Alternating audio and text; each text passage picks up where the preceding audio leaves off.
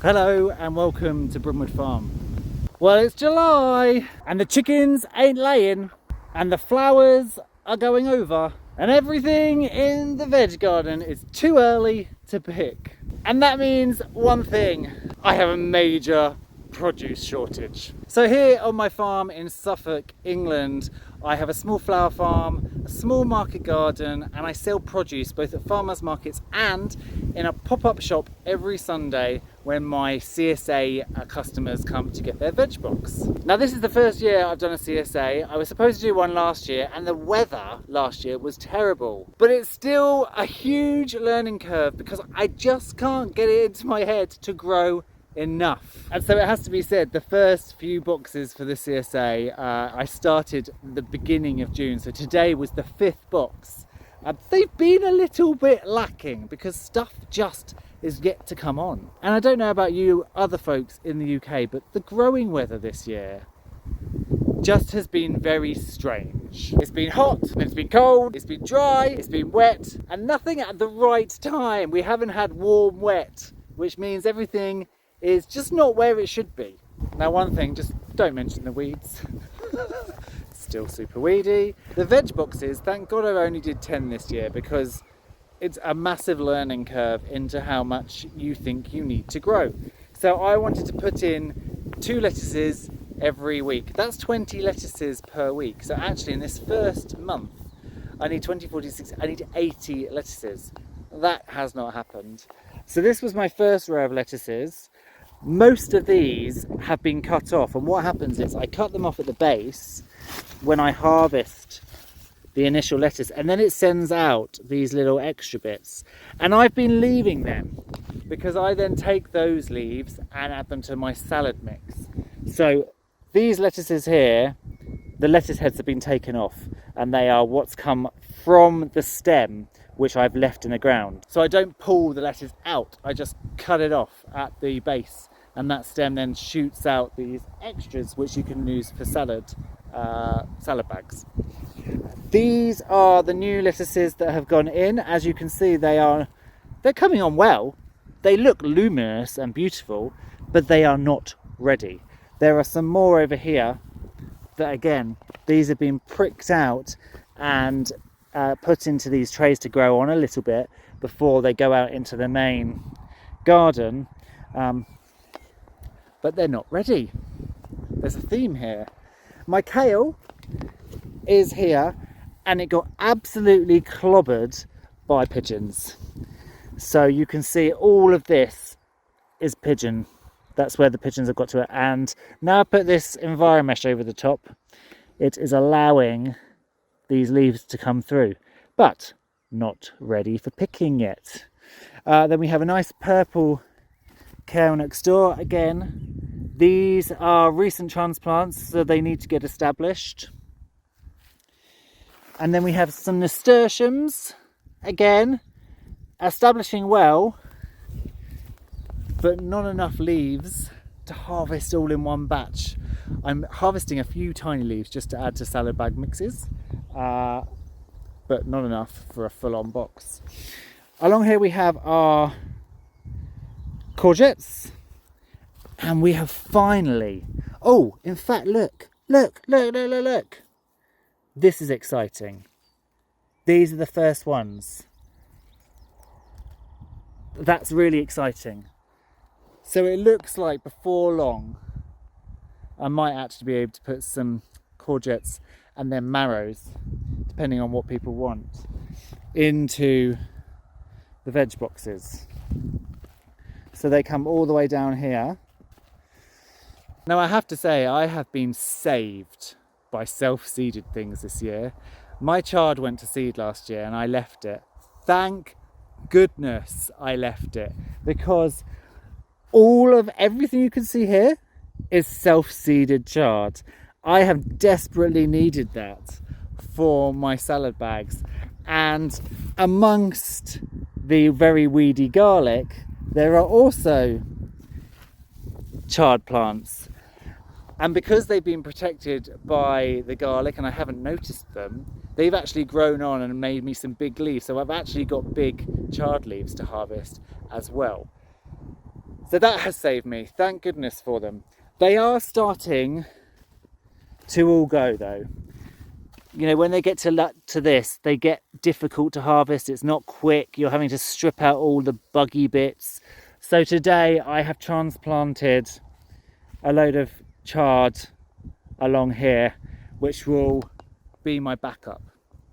Today was a sad day as well because it was the last of the broad beans. I did snack on them as I took them out. So the broad beans were initially here. I leave the roots in, so here are the roots and the stems I've left in, and I've transplanted some French beans into the place. The last of the spring onions that were here I also took out. But I have another batch here. I have some radishes. I've just sowed a load of new radishes, and then the more radishes there.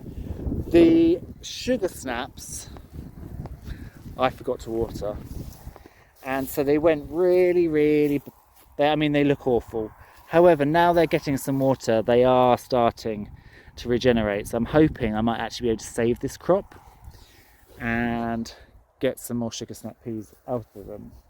And then the final thing out here are beetroot, but again, none are ready. So it's been quite the scramble to try and get stuff to put in the veg boxes. I don't want to buy anything in, even from other local sellers, because again, they've got shortages. They need to supply their customers and their veg boxes. So I've been trying just to do everything I can, and telling my customers as well that this sort of funny time at the beginning of the year or the beginning of the season will end, and we will soon have more stuff available. And I suppose that's one of the things with CSAs. Perhaps at the beginning of the season they start off with slightly less stuff, and then as you progress you get more and more. Now in the polytunnel I have been continuing to clear. I've now got 2 beds of basil with some tomatoes. These are the second sowing of tomatoes.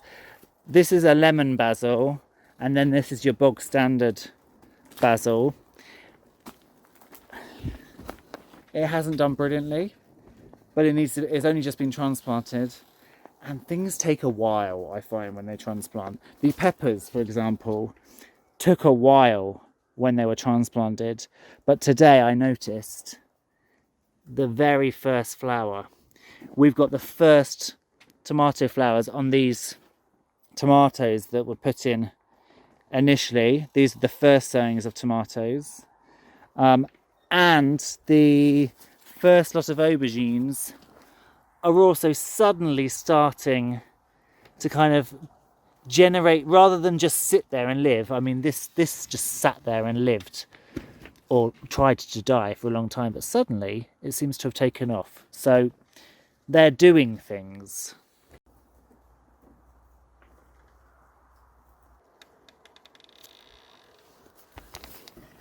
Oh, I was going to let it out, but I don't think it will survive. So I'll just leave it be. So all in all, the kind of theme is, I don't have any food. Oh gosh, and it's been a struggle. And what I have, although I've managed to fulfill my veg boxes, I have had to actually cancel several farmers markets because I haven't had enough. The learning curve is steep. The chickens also have not been laying that much. So again, I couldn't even just rock up to farmers markets with a few veg and then loads of eggs, because I simply haven't had it. Now, chickens. They don't lay particularly well in the heat of the summer anyway, but I've lost several as well to predators lately, and as I mentioned before, I'm fairly sure it's a stoat because they'd be found over in this hedgerow area. I don't think a bird of prey or a buzzard would fly in and grab them, and I wouldn't think it would be a fox because my dogs are around, and I would think a fox would come and take everything rather than just 1 or 2 here and there. The major issue I've been having with that is because the goats. So the goats were over there, and they were coming out and they were pushing all the fencing down, which then allowed the chickens to get out, and roam around, which was very nice because everybody did go to bed at the end of the day. But they would then come over to this hedgerow area and get eaten. So the goats have had to be contained. And that's really frustrating for me because I want high welfare animals. I want my animals to be out, to be foraging, to be browsing, and living their best life. So there's that point, but then also, if they're contained, you then have to feed them. So that also costs you money. However, I cannot have the goats just free ranging if they're going to A, let the chickens out, and B, there's always going to be the risk that they get into the market garden. They've already gone and done a Chelsea chop on my dahlias, which isn't too bad because they've taken all the tops off and those will just lead to bushier plants. So they've done me a favour. But if they get in, I am already so short of stuff. If they get in, it would be a devastation. So they are now currently here. So I've made them a new pen. It's got Harris panels. There's one access point here with a feeder. I've popped up a couple of tyres, and those tyres I'm going to shove branches through so they can kind of eat them off the tyres, and it gives them something to do. And currently they seem fairly happy, but they've only been in here for a day, so I'm sure they will soon get very bored and want to get out. So I need to come up with a better plan. Currently, the better plan is to eat them, which I don't really want to do, but at the moment, goat keeping is causing me stress and costing me money, which, if you put that down on paper, the pros for keeping these goats at the moment is zero. Because I haven't milked Eve, so I haven't had any milk from her. She had triplets, one died, so I've got two, which I'm going to be going for meat. So there's no pros. It's only cons. So business head should get rid. I don't know, it's a difficult one. It's really not a difficult one to anybody else, but I'm not ready to eat them yet. I've just started the pumpkin patch field. So I've had the sprinkler on today just to soften the ground a bit, and I've started to plant out the pumpkins. I'm keeping a load back in reserve just in case I need them, because I'm sure some will probably die or the pigs will get out and root all some up. And then the sunflower beds are really coming along. These have grown so much. The only problem is they haven't grown as tall as I thought they would, as quick, so they kind of are shading out the zinnias that I interplanted. So I need them to grow taller, faster, so that I can strip off the bottom leaves and get some light into those zinnias, because zinnias, as you know, want light. But they are doing well, they are coming on well. This was all one variety. I can't remember exactly the variety, of course, because I don't label anything, ever. And then this is the second variety. It's obviously a dwarf, it's probably more of a dwarf variety. As you can see, it's a smaller plant. But again, they're all doing really well. Now when it comes to the flower farm, the beginning of the season was brilliant. I had ranunculus, I had anemones, I had cornflowers and larkspur in the polytunnel, and then this year these sweet williams just did astoundingly. But you can see they've gone to seed now, and the majority of this patch needs to be taken out. I've already cut it off. I'm wondering whether I might get some second growth, but I'm not sure. Likewise, the hesperus is gone. And the self-sown cornflowers, although they've got a lot of colour to them still, I need to sow a second batch, because once the first couple of flowers on a cornflower go over, they become harder to pick.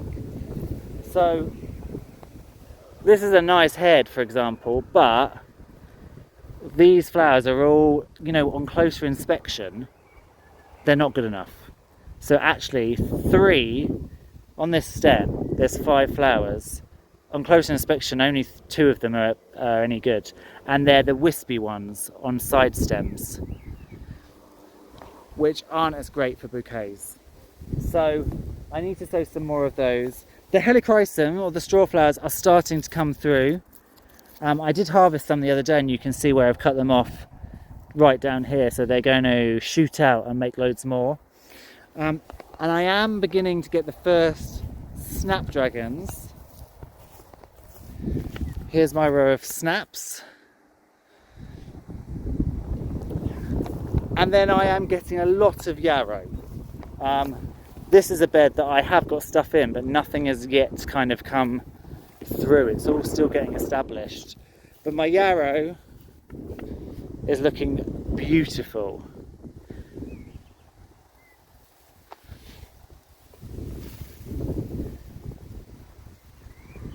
Now there's a farmer's market that I go to fortnightly, and there's a hub of us. So there's a trio of flower growers, and we all take our stuff. And this week we debuted our Bouquet Bar for the first time. So not only do we take bunches ready-made and bouquets ready-made, but people can then come along and buy their own bunches to make up. Now instead of selling stuff by the single stem, we thought it would be too confusing, so we bunched stuff instead. So you could buy a bunch of cornflowers, and then you could add them to a bunch of sweet williams or a bunch of cosmos, for example. So we sold them like that, so people could make up their own bunches and bouquets. And it seems to be something that people are not familiar with over here in the UK. People were loving the flowers, but they erred towards buying ready-made bouquets.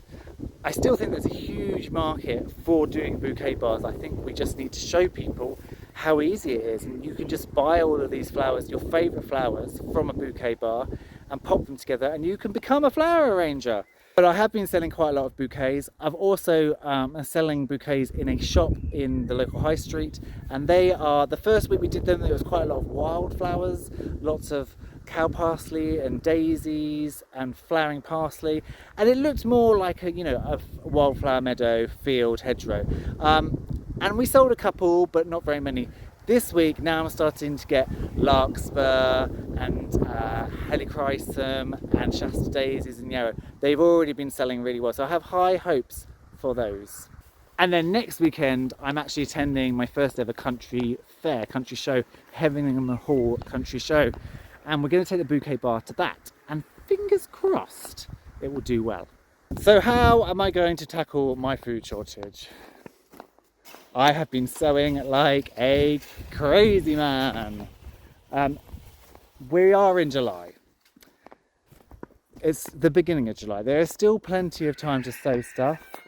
There's still plenty of time to do, especially leafy greens and salad mixes and radishes, spinach, all of that type of thing. So I'm gonna play catch up.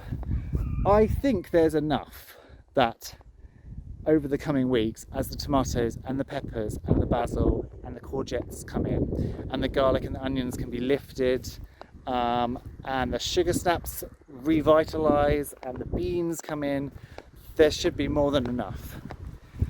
But my advice to you is just grow absolutely crap loads of stuff, because you need way more than you might imagine.